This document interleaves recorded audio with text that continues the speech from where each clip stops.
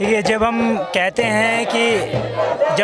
हैं कि new education policy है, यानी कि उसमें कुछ नया होगा, तो हम ये सोचने की कोशिश करें, अगर खोजने की कोशिश करें कि इसमें नया क्या है, तब हमें मालूम चलेगा कि सही में ये इम्प्लीमेंट करने लायक कोई एजुकेशन पॉलिसी है कि नहीं है। तो हमें ये बात मालूम चलती है, पुरानी अलग अलग एजुकेशन पॉलिसी को खंगालते हुए जब हम आगे बढ़ते हैं तो सब में एक समानता दिखती है। उस एक समानता ये है कि आपने जो समाज के सबसे जो हाशिए के नीचे छात्र हैं उनके लिए आपने कुछ नहीं किया। जो एक दोहरी शिक्षा नीति जो प्राचीन काल से चली आ रही है और जिसको आज़ादी के बाद भी बनाए रखा गया, दोहरी शिक्षा नीति में जिसको हम कहते हैं कि अमीरों के बच्चे जाएंगे प्राइवेट स्कूल और गरीबों के बच्चे जाएंगे सरकारी स्कूल, यानी कि इंदिरा गांधी जी जो नेहरू जी की प्रथम प्रधानमंत्री जी को बेटी थी वो जाएंगी मॉडर्न स्कूल बाराखंबा रोड, और बाकी उन्हीं की उम्र की बहुत सारी महिलाएं जाएंगी जो गांव जवार में जो छोटे मोटे जो सरकारी स्कूल है जहाँ पे जो हमारी माताएं थी या जो घर के लोग थे वो अपना स्कूल साथ में लेके जाया करते थे, यानी कि जो दरी या टाट पट्टी हम जिसको कहते हैं वो बक्से में टाट पट्टी रखे और साथ में लेके चले गए। तो एक ये स्कूल व्यवस्था है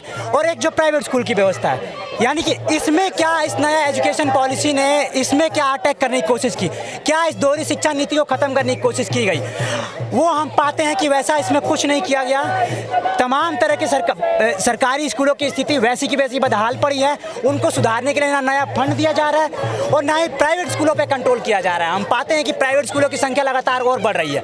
अब प्राइवेट स्कूल रहेगा और सरकारी स्कूल रहेगा तो जाहिर सी बात है जिनके पास पैसा होगा वो अच्छे शिक्षा की उम्मीद में प्राइवेट स्कूल में जाएंगे और अच्छे मार्क्स और अच्छा एजुकेशन खरीदेंगे, और जिनके पास नहीं है जो यानी गरीबों का हिस्सा है, जो शहरों में रहने वाले जो शहरी मजदूर है, उनका बच्चा फिर कहाँ पढ़ेगा? उनका बच्चा तो दिल्ली के सर्वोदय बाल विद्यालय में ही पढ़ेगा, और दिल्ली के सर्वोदय बाल विद्यालय की स्थिति कैसी है आप जानते हैं। ज़्यादातर जो टीचर वहाँ पे एड हॉक पे है, कोई परमानेंट टीचर आपको नहीं मिलेगा। वहाँ पानी की सुविधा नहीं है, वहाँ पे नई बिल्डिंगें नहीं बन रही हैं, वहाँ पे पैखाना नहीं है, टॉयलेट नहीं है। टीचर प्रिंसिपल के रूम में अगर जाइए तो उसने अपने लिए अलग से पैखाना बनवाया, टीचर के लिए अलग से पैखाना बनाया, लेकिन छात्रों के लिए टूटे फूटे पैखाने हैं, टूटे फूटे नल का टैब है, छिपकली मरी हुई पाई जाती है, पता नहीं तरह तरह के। उसमें आप जो भेद देखेंगे सरकारी स्कूल और प्राइवेट स्कूल में आपको देखने को मिलेगा, और इसीलिए ये तो एक नेशनल एजुकेशन पॉलिसी है जो अलग अलग राज्यों को हटानी चाहिए। हम साथ में दिल्ली सरकार के खिलाफ इसलिए प्रदर्शन कर रहे हैं कि दिल्ली सरकार के हाथ में है, क्योंकि एजुकेशन जो है स्टेट लिस्ट में आता है, और इसीलिए हम चाहते हैं दिल्ली सरकार से, जो दिल्ली गवर्नमेंट ये लगातार बात कह रही है कि हम लोग लगातार स्कूली व्यवस्था सुधारने की कोशिश कर रहे हैं। हम उनसे उम्मीद करके यहाँ पे आए हैं कि वो जो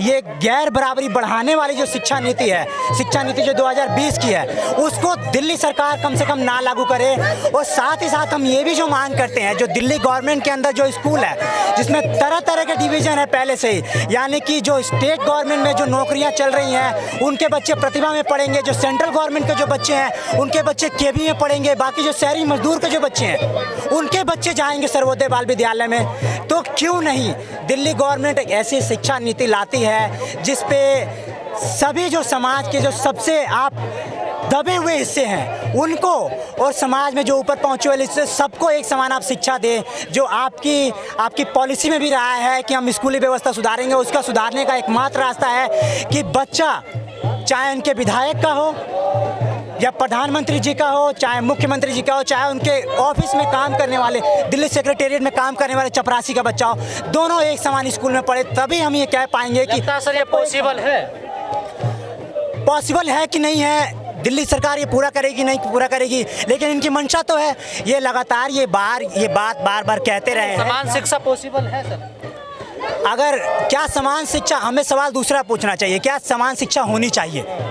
होनी तो चाहिए, तो सब चाहते हैं ना सर? बिल्कुल, अगर होनी चाहिए, वो सब चाहते भी हैं, तो हमारी इसके लिए लड़ाई होनी चाहिए और इसके लिए हमारी पुरजोर लड़ाई होनी चाहिए। और इसीलिए हम सबसे आह्वान करेंगे जो सभी जो न्याय पसंद है और जो ये चाहते हैं कि समानता रहे, इक्वालिटी रहे, जो हमारा संविधान है और जो संविधान की कसम भी खाते हैं, जो संविधान के पहले पेज पर ही लिखा है समानता इक्वालिटी की जो बात करते हैं, तो सभी लोग क्यों नहीं ये जो खाली बोलते हैं जब हम समानता, क्यों नहीं इसको लागू करने की भी हम कोशिश करते हैं?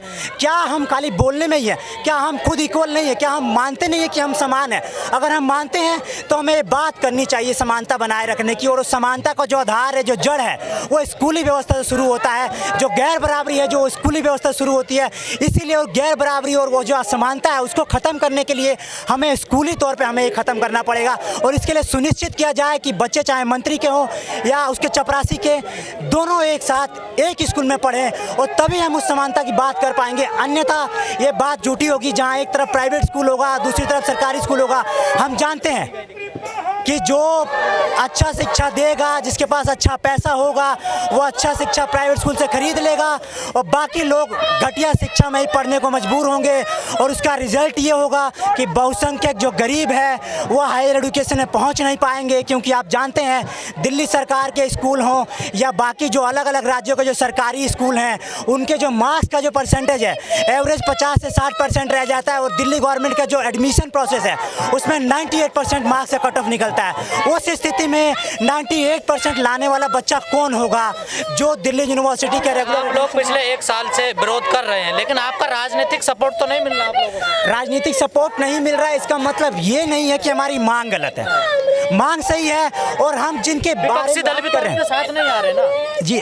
क्या विपक्षी दल भी तो आपके साथ नहीं? विपक्षी दल क्या, विपक्षी दल खुद जब पावर में रहे हैं तो उन्होंने किस तरह की शिक्षा नीति प्रोपेगेट करने की कोशिश की, किस तरह की शिक्षा नीति लागू करने की कोशिश की। इसीलिए जब मैंने शुरू किया था, शुरू में ही हमने कहा था, कि क्या हम लोग सही में ही, क्या हमें आज़ादी के बाद से ही देखना पड़ेगा कि क्या। देख सकते हैं ये जो छात्र हैं,